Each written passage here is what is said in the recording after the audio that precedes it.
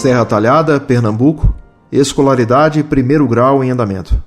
Profissão, estudante. Religião católica. Ultimamente tenho me deparado com severas acusações ao Concílio Vaticano II, inspiradas por um autêntico espírito lefevrista. As acusações são geralmente as mesmas e é oportuno citar um pequeno sumário sintético das referidas acusações. Primeiro, o Concílio Vaticano II constitui-se uma anti-igreja, pois renega princípios fundamentais de outros concílios. Segundo, o Concílio Vaticano II é uma conspiração engendrada pelas lojas maçônicas e eclesiásticos ligados à maçonaria, visando a implosão da igreja contra si mesma. Terceiro, o Concílio Vaticano II é de inspiração satânica e por isso levou a igreja a uma crise religiosa. Os que professam tais concepções garantem ser necessário ao autêntico cristão católico rejeitar e abjurar ao Concílio Vaticano II em prol da manutenção imaculada do nome católico. Para estes, o Concílio Vaticano II constitui-se uma ameaça à Santa Igreja, uma tentativa do demônio de jogar o catolicismo contra si mesmo, utilizando-se de dúvidas, equívocos e mal-entendidos. Afirmam ainda que nos é possível rejeitar o Vaticano II sem ofender a autoridade papal. Algumas observações precisam ser feitas a respeito do Vaticano II para que o espírito de cisma e heresia iniciado por Marcel Lefebvre não torne a gerar dúvidas nos membros da Santíssima Igreja Católica de Cristo. Proporemos 5 observações. Primeira, características de um concílio e garantias bíblicas e doutrinárias da autoridade conciliar. Um concílio constitui-se de uma assembleia onde reúne-se o sagrado magistério da Igreja, isto é, o Sumo Pontífice e o Colégio Episcopal, para o debate de assuntos referentes à fé da Igreja, dogmas, definições doutrinárias, disciplina do clero e dos fiéis, leis morais, condenação de heresias, liturgia, entre outras temáticas. A autoridade de um concílio está estrita e intrinsecamente ligada à autoridade do sucessor de Pedro. O Papa detém a infalibilidade em questões de fé e moral, infalibilidade esta concedida pelo próprio Cristo ao falar a Pedro e aos seus sucessores, abre aspas, dar-te-ei as chaves do reino dos céus, tudo o que desligares na terra será ligado nos céus, e tudo o que desligares na terra será desligado nos céus. Fecha aspas. Mateus 16, versículo 19. Abre aspas. E tu, Pedro, por tua vez, confirma os teus irmãos. Fecha aspas. Lucas 22, versículo 32. Ora, o dogma da infalibilidade papal está perfeitamente expresso nestas palavras de Cristo. Não obstante, a reflexão teológica em torno desta verdade evoluiu ao longo dos séculos, até ser definida de forma definitiva no Concílio Vaticano I. A seguinte frase é de Santo Agostinho, doutor da Igreja, abre aspas, Roma locuta, causa finita, fecha aspas. Roma falou, encerrada a questão. Já São Basílio, Santo Atanásio e outros santos doutores diziam, abre aspas, ubi Petros, ibi Ecclesia, ibi Christus. Onde está Pedro, está a Igreja, onde está a Igreja, está Cristo. Percebe-se que os santos padres e doutores da Igreja admitiam a incontestável autoridade do Sumo Pontífice, sucessor de Pedro e líder da Igreja, em termos de fé e moral. Não obstante, o Colégio Episcopal, em comunhão com o sucessor de Pedro, que detém a infalibilidade, carrega concretamente a autoridade de sucessores dos apóstolos, como nos dá vista Santo Inácio de Antioquia, abre aspas, segui ao bispo vós todos como Jesus Cristo ao Pai. Ninguém ouse fazer sem o bispo coisa alguma concernente à Igreja. Como válida só se tenha a Eucaristia celebrada sob a presidência do bispo ou de um delegado seu. A comunidade se reúne onde estiver o bispo e onde está Jesus Cristo está a Igreja Católica. Sem a união do bispo não é lícito batizar nem celebrar a Eucaristia. Só o que tiver a sua aprovação será do agrado de Deus e assim será firme e seguro o que fizerdes. Fecha aspas. Carta aos Esmirnenses. Levando em conta tais palavras a respeito da autoridade do Colégio Episcopal, sucessores dos apóstolos e do Sumo Pontífice, sucessor de Pedro, é oportuno mencionar o Catecismo da Igreja Católica que assevera, abre aspas, o Papa, Bispo de Roma e sucessor de São Pedro, é o perpétuo e visível princípio e fundamento da unidade, quer dos bispos, quer da multidão dos fiéis. Com efeito, o Pontífice Romano, em virtude de seu munus de vigário de Cristo e de pastor de toda a Igreja, possui na Igreja o poder pleno, supremo e universal. E ele pode exercer sempre livremente este seu poder. Lumen Gentium 22. O colégio ou corpo episcopal não tem autoridade se nele não se considerar incluído como chefe o romano pontífice. Como tal, este colégio é também ele detentor do poder supremo e pleno sobre a Igreja inteira. Todavia, este poder não pode ser exercido senão com o consentimento do romano pontífice. Lumen Gentium 22, conforme o Código de Direito Canônico, cânon 336, parágrafos 882 a 883. Percebe-se que é suprema e total, bem como infalível, a autoridade do Sumo Pontífice e do Colégio Episcopal, quando este encontra-se em comunhão com o sucessor de Pedro. Portanto, a maior evidência da autoridade de um concílio repousa na autoridade do sucessor de Pedro, de quem o concílio depende. Sem Pedro, não há concílio. Segundo nos diz o Catecismo da Igreja Católica, não pode haver concílio ecumênico que, como tal, não seja aprovado ou ao menos reconhecido pelo sucessor de Pedro. Código de Direito Canônico, parágrafo 884, Lumen Gentium 22. Vê-se que é completa a autoridade de um concílio somente quando este encontra-se em comunhão com o Papa e é reconhecido por ele em vista da infalibilidade de que goza o Sumo Pontífice em sua autoridade. Ora, o Concílio Vaticano II detém em si toda a autoridade própria de um concílio, pois nele estavam reunidos o Sagrado Magistério da Igreja, os bispos, sucessores dos apóstolos, em comunhão com o Papa, sucessor de Pedro.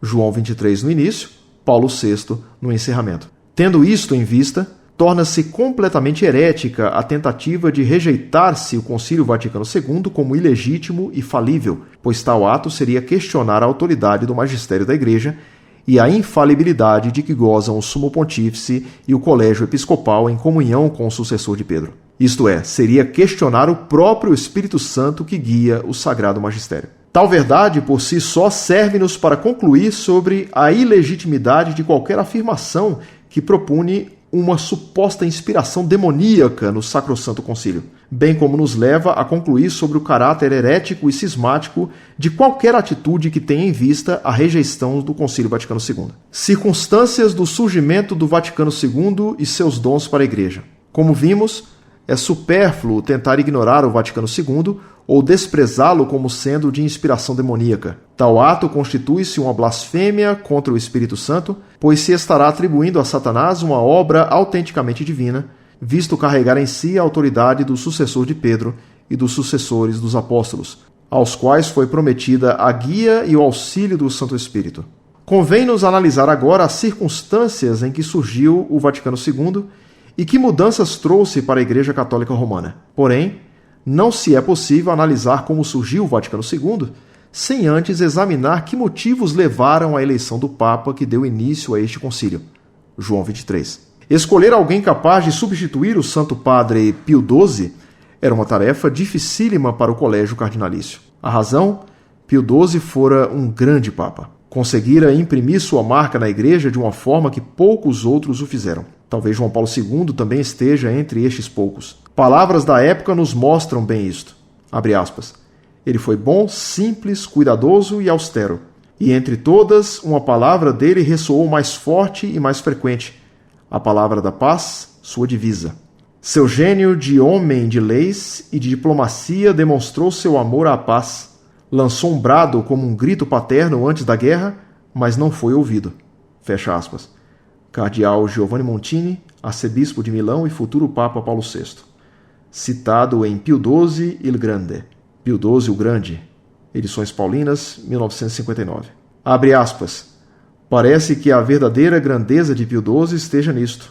Nele, o místico não se separava do pensador, nem a fé intrépida do ardente amor à ciência. Fecha aspas. Alex Curvers, Pio XII Il Papa Oltragiato. Pio XII, o Papa Ultrajado. Editora Il Borghese, 1956. A situação agrava-se quando se observam tendências opostas entre o Sacro Colégio de Cardeais envolvidos no conclave. Havia aqueles que defendiam o predomínio da Cúria Romana e o envolvimento na política internacional, representados principalmente pelos cardeais Canali, Pizardo, Micara, Ottaviani e Mimi. E aqueles que defendiam uma abertura social, maior empenho pastoral e menor politização do Vaticano, representados pelos cardeais Lercaro, Roncalli, Leger e Rowe.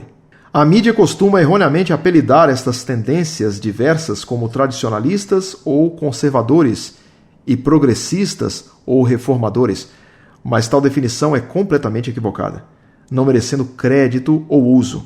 Existem apenas opiniões diversas. Entretanto, há de se convir que há aqueles que abusam de certas tendências, e um exemplo vimos há poucos meses com o cardeal Carlo Maria Martini, que defendeu o uso de preservativos entre os casais católicos, o que contraria os preceitos morais da Igreja. É neste rumo que, no conclave de 1958, surgiram nomes que poderiam satisfazer ao momento que vivia a Igreja da época. Ruffini, que foi tido como muito siciliano depois de permanecer 12 anos em Palermo, na Sicília. Siri, que foi julgado como possuindo caráter pouco amável e muito novo, com apenas 52 anos. Lercaro, sobre o qual existia certo desacordo. E, por fim, Angelo Roncalli, cujos julgamentos eram proveitosos. Sabiamente, o Espírito Santo discerniu entre todos estes e escolheu o mais indicado para a missão de salvar a Igreja da crise religiosa pela qual passava no momento.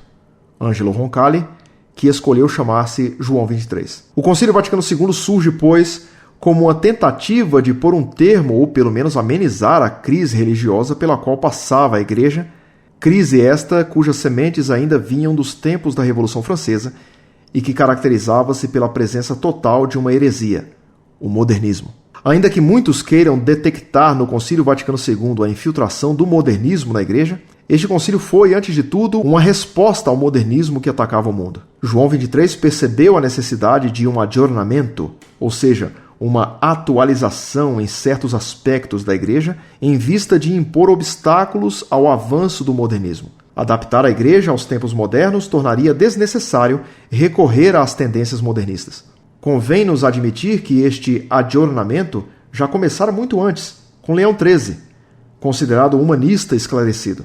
Leão XIII esforçou-se bastante na tentativa de levar a Igreja ao nível dos progressos do mundo e dar-lhe uma maior abertura social, estando nesta atitude o germen do aggiornamento mais tarde promovido por João XXIII em diversos aspectos da Igreja. No Concílio Vaticano II, debateu-se primeiramente a reforma litúrgica, onde foram necessárias 15 sessões. A finalidade deste primeiro debate era mudar as formas externas de culto, de forma a adaptá-las aos novos tempos e fazer com que o fiel entendesse precisamente aquilo que celebrava, permitindo o uso da língua materna nas celebrações. Salienta o volume da série Pró e Contra sobre João XXIII. Abre aspas. Após um período brilhante, com uma liturgia rica e acessível ao povo durante a Idade Média, o culto católico estagnara-se gradativamente. A finalidade da reforma era recuperar o povo cristão para uma participação mais ativa na oração oficial, a fim de que os fiéis não se sentissem como meros espectadores do ato litúrgico, dimensão vital da Igreja, mas se tornassem pessoas ativas e conscientemente presentes, segundo o direito e o dever adquirido pelo batismo. Fecha aspas. Pró e Contra, João XXIII, O Julgamento da História, São Paulo, Melhoramentos, 1972. Foram debatidas ainda questões como a revelação divina, os poderes dos bispos e a reforma da Cúria Romana, a família, o clero, a unidade dos cristãos, os judeus e a liberdade religiosa. As constituições dogmáticas que nos legou o Vaticano II foram Christus Dominus, o munus pastoral dos bispos na Igreja, Perfecte Caritatis, a atualização dos religiosos, Optatam Totius, a formação sacerdotal, Gravissimum Educationis, a educação cristã, Nostra Aetate, a relação da Igreja com as religiões não cristãs, Dei Verbum, a revelação divina, Apostolicam Actuositatem, o apostolado dos leigos, Ad Gentes, a atividade missionária da Igreja, Presbyterorum Ordinis, vida e ministério dos presbíteros, Dignitates Humanae, sobre a liberdade religiosa, e Gaudium et Spes, a Igreja no mundo. Em tudo isto, vê-se que o Concílio Vaticano II, embora por muitos incompreendido, constitui-se um concílio de caráter indubitavelmente inspirado, devido à sua autoridade como concílio ecumênico da Santa Igreja e infalibilidade. Ademais, percebe-se que o Vaticano II foi uma resposta necessária às tendências modernistas, era preciso adaptar-se aos novos tempos em vista de barrar o avanço do modernismo. Nosso exemplo, São José Maria Escrivá. Aqueles que professam uma visão contrária ao Concílio Vaticano II legitimam seu ponto de vista a partir de duas afirmações envolvendo os santos: a vida de Santa Teresa d'Ávila, os santos endossam os concílios. Segundo o primeiro argumento, o exemplo de Teresa d'Ávila justificaria a contrariedade ao Vaticano II. Teresa d'Ávila esteve ligada a um convento de comportamentos incomuns, um convento libertino, onde tudo era interpretado de forma liberal e não havia restrições para visitas. Teresa somente encontrou a santidade ao dar as costas para este convento e despojar-se de si mesma por amor ao Cristo. Nesta perspectiva, dizem os anti-Vaticano II. Da mesma forma como Teresa somente converteu-se e encontrou a santidade após rejeitar o convento modernista, não será também nosso dever, na busca pela santidade, rejeitar este concílio libertino e modernista? Além de que constitui ato herético e cismático rejeitar um concílio, o paralelo entre o Vaticano II e o convento libertino e permissivo ao qual Teresa deu as costas é gratuito e sem fundamento. Será a mesma coisa um convento modernista e um concílio da Igreja Católica que carrega em si a autoridade do Papa e do Colégio Episcopal? Quanto ao segundo argumento, afirma-se que os santos endossam os concílios. Deus dá aos santos dons e uma vida exemplar que justificam a boa doutrina de um concílio. Neste sentido, os padres da Igreja endossariam concílios como o primeiro concílio de Nicéia e Santo Inácio de Loyola endossaria o concílio de Trento.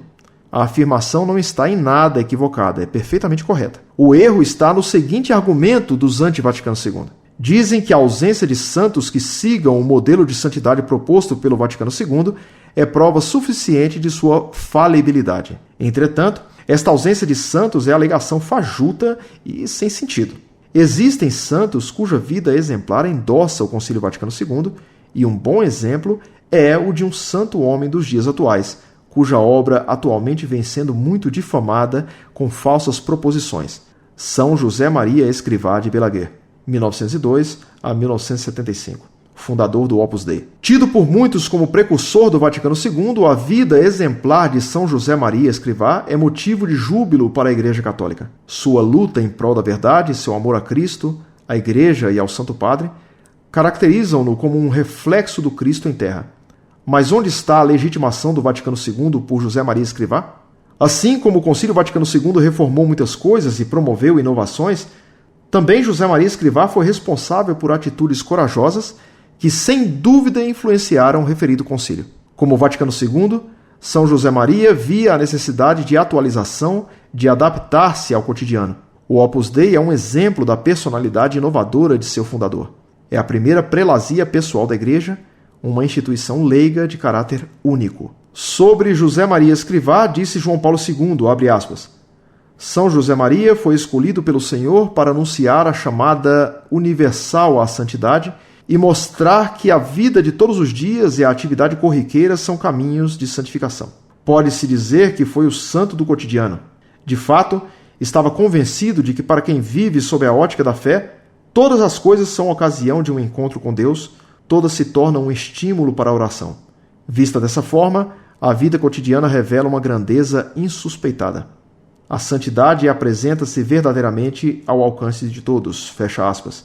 João Paulo II, Praça de São Pedro, 7 de outubro de 2002. Pela sua personalidade única, por sua ousadia e fé na mudança que o Espírito Santo é capaz de promover, José Maria Escrivá é sim um exemplo do modelo de santidade proposto pelo Concílio Vaticano II.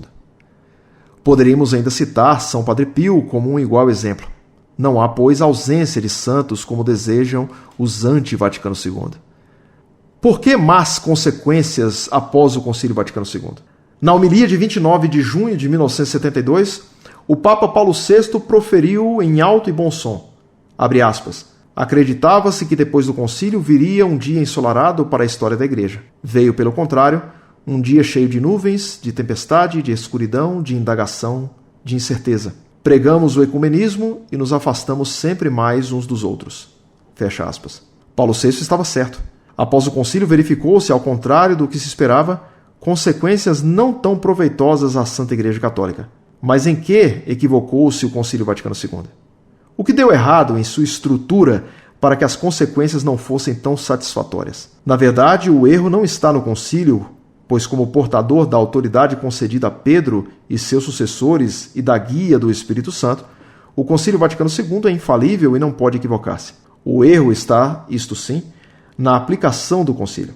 O Vaticano II ainda não pôde ser plenamente aplicado Muito embora os incontáveis esforços dos santos padres Paulo VI, João Paulo II e atualmente Bento XVI, devido a um embate entre duas forças opostas que contribuem para barrar a plena e total aplicação do Concílio Vaticano II. As forças modernistas, que aproveitam-se e abusam das inovações trazidas pelo concílio para impor suas próprias inovações, depravadas e contrárias ao próprio concílio, mas sutilmente disfarçadas de modo a confundir e infiltrar a heresia modernista na igreja. E as forças que pretendem barrar o concílio, pois cegamente veem nele o modernismo que ele não é, e por isso impedem sua aplicação e contribuem para gerar a instabilidade e a crise.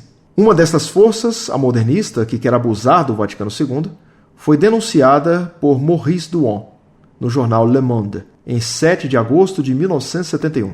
Abre aspas, os padres modificam os altares, vendem os paramentos, abandonam os santos. Os prelados mudam a linguagem, emudecem os órgãos, acolhem as guitarras e bendizem os demolidores. A arquitetura dos dogmas range. A casa de Deus abre-se a todas as tempestades. Que acontece com a Igreja Católica? Fecha aspas. A outra força, a que quer barrar o concílio, está expressa na voz do cismático Marcel Lefebvre, excomungado a 30 de junho de 1988. Abre aspas. Temos boa razão de afirmar, por argumentos tanto de crítica interna quanto de crítica externa, que o espírito que dominou o concílio e inspirou tantos textos ambíguos, equívocos, mesmo claramente errôneos, não foi o Espírito Santo, fecha aspas. Marcel Lefebvre acusa o concílio, prefácio. Essas duas forças combatem entre si pela primazia do Vaticano II, como se este fosse um objeto e não um concílio da Santa Igreja. Uma o quer para dele abusar, a outra para destruí-lo. É desta discórdia que provém as consequências não tão proveitosas e insatisfatórias. O dia cheio de nuvens, de tempestade, de escuridão, de indagação, de incerteza, de que fala Paulo VI. O mesmo Maurice Duhon, que denunciou os modernistas que possuem a pretensa intenção de abusar do concílio, dá vista deste combate. Abre aspas. Nada ameaçava a igreja, nem a atacava, pelo menos do exterior. E eis que ela de repente quebra-se, degrada-se, corrói-se e vai caindo sobre si mesma. Fecha aspas. Le Monde, 7 de agosto de 1971.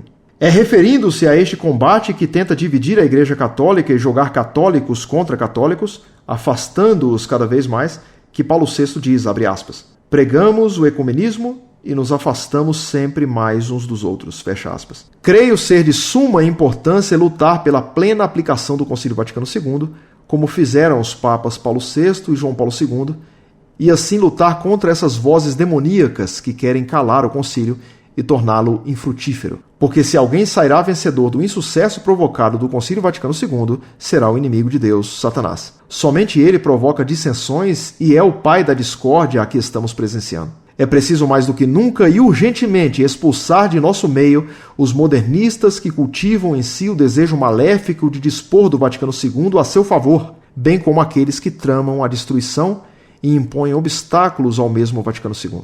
Antes de tudo, é preciso deixar o Espírito Santo semear as sementes que ele próprio criou no Concílio Vaticano II e não colocar-lhe empecilhos. A Igreja precisa adaptar-se aos tempos, mas esta adaptação só ocorrerá à luz do Espírito Santo. Infelizmente, existem duas nuvens escuras que querem impedir essa luz de chegar até nós.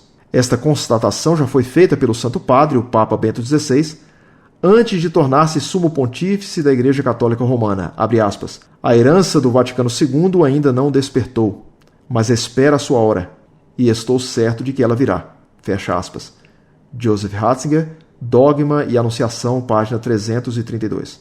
Abre aspas, uma análise da pós-história da Constituição sobre a Igreja no mundo atual levou-me, no ano de 1975, ao diagnóstico de que ainda não começara a era da correta aceitação do concílio, fecha aspas. Joseph Ratzinger, Teoria dos Princípios Teológicos, página 449.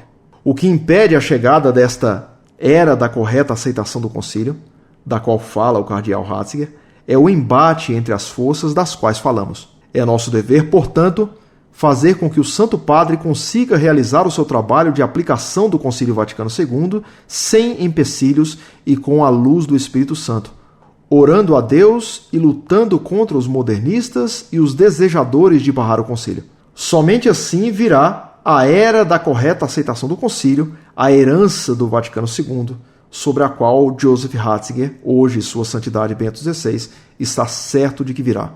Outras observações conclusivas. Concluo essa breve explanação com algumas observações que se fazem necessárias e oportunas ao momento. Primeiro, tenho verificado a tendência de alguns católicos de rejeitarem os demais concílios da Igreja em prol da aceitação única e somente do Concílio Vaticano II, ou o contrário, rejeitar o Vaticano II para acolher única e somente os outros concílios. Tal atitude é herética, pois não nos é permitido rejeitar nenhum concílio da Santa Igreja, visto estar este apoiado na autoridade do sucessor de Pedro e na guia do Espírito Santo. Deste modo, não se pode excluir nenhum concílio em prol de outro. Todos possuem a mesma autoridade e infalibilidade. Como diria Joseph Ratzinger, abre aspas, deve-se esclarecer, antes de tudo, que o Vaticano II é apoiado pela mesma autoridade do Vaticano I e do Concílio de Trento, isto é, o Papa e o Colégio dos Bispos em comunhão com ele. Em primeiro lugar, é impossível para um católico tomar posição a favor do Vaticano II contra Trento ou o Vaticano I. Segundo, do mesmo modo, é impossível decidir-se a favor de Trento e do Vaticano I contra o Vaticano II. Quem nega o Vaticano II nega a autoridade que sustenta os outros dois concílios e, dessa forma, o separa de seu fundamento. Fecha aspas. Joseph Ratzinger, intervenção por ocasião do 10º aniversário do encerramento do concílio, em Vittorio Messori, A Fé em Crise, página 16. Segundo, embora muito queiram os anti-Vaticano II, representados principalmente pelos lefebvristas, o Concílio Vaticano II não foi engendrado pela maçonaria. A história lendária foi mencionada por Dom Marcel Lefebvre na sua busca desesperada de desacreditar o concílio. Diria Lefebvre a Paulo VI, abre aspas, que Vossa Santidade abandone esse nefasto empreendimento de transigência com as ideias do homem moderno, empreendimento que tem sua origem de um entendimento secreto entre altos dignatários da Igreja e os das lojas maçônicas desde antes do concílio. Perseverar nessa orientação é continuar a destruição da Igreja. Vossa Santidade compreenderá facilmente que não podemos colaborar com tão funesto desígnio. Fecha aspas. Marcel Lefebvre, carta a Paulo VI, de 17 de julho de 1976. Paulo VI nunca deu atenção à história e continuou corajosamente sua luta em defesa do Concílio Vaticano II. Todos sabemos do critério e integridade que possuía o Papa Paulo VI em seus julgamentos, e se ignorou este mito. Certamente este não possui fundamento. Por outro lado, como vimos, o germen do ajornamento da Igreja está na abertura social promovida pelo Papa Leão XIII. Seria esta abertura social, germen do ajornamento, também uma trama das lojas maçônicas? Com certeza que não, pois Leão XIII foi o Papa que mais lutou contra a maçonaria, nos bastando observar as encíclicas da Laudato dell'Apostolico Seggio e Humanum Genus. Logo, não há cabimento nessa história de adornamento da Igreja ter sido uma conspiração maçônica. Terceiro, por último, convém ouvir as palavras de João Paulo II ao então cardeal Ratzinger, abre aspas, nutrimos a profunda convicção de que o Espírito da Verdade, que fala à Igreja, falou de modo particularmente solene e com uma particular autoridade por meio do Concílio Vaticano II, preparando a Igreja para entrar no 3º milênio depois de Cristo. Fecha aspas. João Paulo II, carta ao cardeal Ratzinger, de 8 de abril de 1988.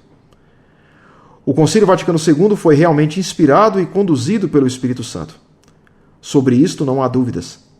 No dia em que as forças que se confrontam visando a destruição do concílio foram vencidas pelo exército de Cristo, a Igreja, sob o estandarte da cruz, somente então o Concílio Vaticano II, um dos maiores acontecimentos do século passado, mostrará sua luz, luz que provém do Espírito Santo.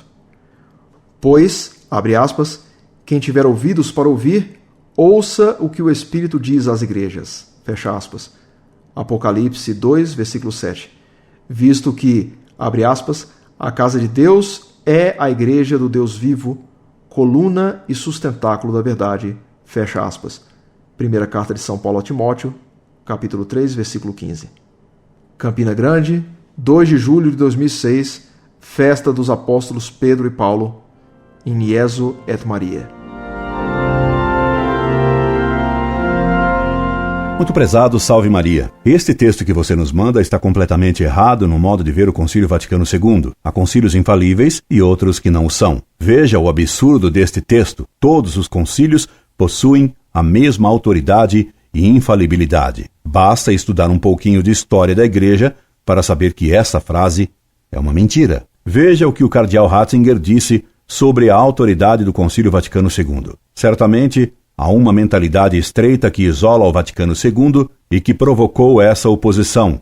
Dom Lefebvre. Há muitos relatos do concílio que passam a impressão de que, desde o Vaticano II em diante, tudo foi alterado e de que aquilo que o precedeu não tem valor ou, quando muito, só tem valor à luz do Vaticano II. O Concílio Vaticano II não foi tratado como parte da inteira tradição viva da Igreja, mas como um fim da tradição, um novo começo do zero. A verdade é que esse concílio específico não definiu nenhum dogma e deliberadamente escolheu permanecer num nível mais modesto, como um concílio meramente pastoral. E, no entanto, muitos tratam-no como se tivesse feito de si mesmo uma espécie de superdogma que tira a importância de todo o restante. Cardeal Ratzinger, discurso de 1988 aos bispos do Chile.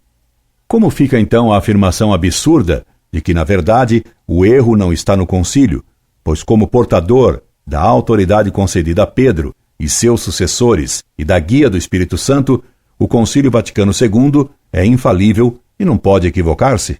O Concílio Vaticano II não foi infalível. Ele não promulgou nenhum dogma. O Papa Bento XVI está procurando juntar os cacos dessa reforma litúrgica desastrosa. Hoje, até muitos padres não sabem dizer o que é a missa. Esta visão sobre os conclaves e a eleição de João XXIII, apresentada como obra do Espírito Santo, é digna de historiador de sacristia. E a autora atinge o delírio de escrever. O Vaticano II foi uma resposta necessária às tendências modernistas. Era preciso adaptar-se aos novos tempos, em vista de barrar o avanço do modernismo. Foi exatamente o oposto.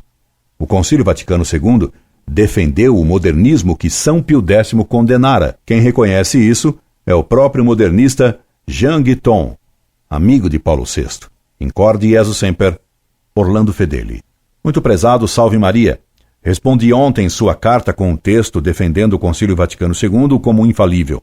Remexendo em nossos arquivos, encontramos alguns comentários de maçons e comunistas sobre este concílio, bem conveniente de serem lembrados hoje quando Bento XVI condena o espírito do concílio.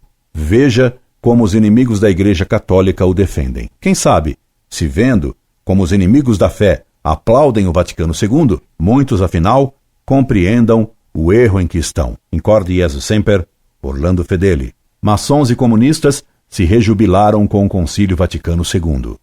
Ao mesmo tempo que os neomodernistas, os maçons e os comunistas se alegraram com o resultado do Concílio Vaticano II, exatamente como tinham esperado os autores da formação permanente da alta venda, exatamente como tinham esperado os infiltrados comunistas evocados por Bella Dodd. As noções de cultura liberal tinham conquistado finalmente a adesão dos principais atores da hierarquia católica. Os maçons e os comunistas festejaram a reviravolta espantosa dos acontecimentos realizados pelo concílio. Eles se rejubilavam pelo fato de que os católicos, afinal, tinham visto a luz e que muitos de seus princípios maçônicos tinham sido aprovados pela Igreja. Por exemplo, Yves Marsandon, grão-mestre da maçonaria do rito escocês e amigo de João XXIII, em seu livro O Ecumenismo Visto por um Franco-Maçom de Tradição, elogiou o ecumenismo alimentado pelo Concílio Vaticano II. Os católicos não devem esquecer que todos os caminhos conduzem a Deus. Eles deverão aceitar que essa corajosa ideia do livre pensamento, que nós podemos denominar verdadeiramente de uma revolução derramada de nossas lojas maçônicas, se espalhou magnificamente sobre a cúpula de São Pedro. Citação tirada de Open Letter to Confused Catholics, carta aberta aos católicos confusos, página 88-89. O barão encantado ainda acrescentou: pode-se dizer que o ecumenismo é o filho legítimo da maçonaria, o ecumenismo visto por um maçom de tradição. páginas 119 e 120. O espírito pós-conciliar de dúvida e de revolução evidentemente aqueceu o coração do maçom francês, o presidente Jacques Mitterrand, que escreveu com aprovação: alguma coisa mudou no interior da Igreja, e as respostas dadas pelo Papa às questões mais urgentes, tais como o celibato sacerdotal e o controle dos nascimentos, são calorosamente debatidos no próprio interior da Igreja. A palavra do soberano pontífice é discutida pelos bispos, pelos padres, pelos fiéis. Para um maçom, um homem que volta a pôr em discussão o dogma, ele já é um maçom sem avental. Carta aberta aos católicos confusos, página 88 e 89. Que excelente citação! E como ela diz uma grande verdade, que há maçons que não estão inscritos em nenhuma loja maçônica, mas que são maçons sem avental. Marcel Prelot, senador da região de Doubs, na França, provavelmente é o mais preciso na descrição do que aconteceu de verdade no Concílio Vaticano II. Ele escreveu: nós combatíamos há 1 século e meio para fazer prevalecer nossas opiniões dentro da Igreja, e não tínhamos conseguido nada. Veio finalmente o Vaticano II e nós triunfamos. Desde então, as teses e princípios do catolicismo liberal foram absolutamente e oficialmente aceitas pela Santa Igreja. Carta aberta aos católicos confusos, Open Letter to Confused Catholics, página 100. Os comunistas ficaram igualmente encantados com os resultados do Concílio Vaticano II, como o Partido Comunista Italiano declarava, em 1964, em seu primeiro congresso. O despertar extraordinário do Concílio Atanásio e a Igreja de nosso tempo, Athanasius and the Church of Our Time, página 64, justamente comparado aos Estados Gerais de 1789, mostrou ao mundo inteiro que a velha Bastilha, político-religiosa, foi sacudida até seus fundamentos. Monsenhor Graber.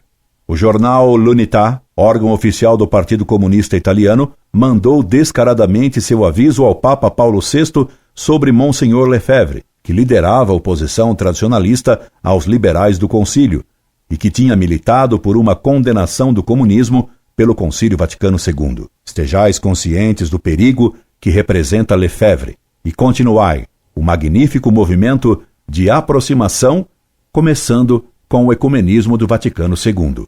Arcebispo Marcel Lefebvre. Eles o destronaram.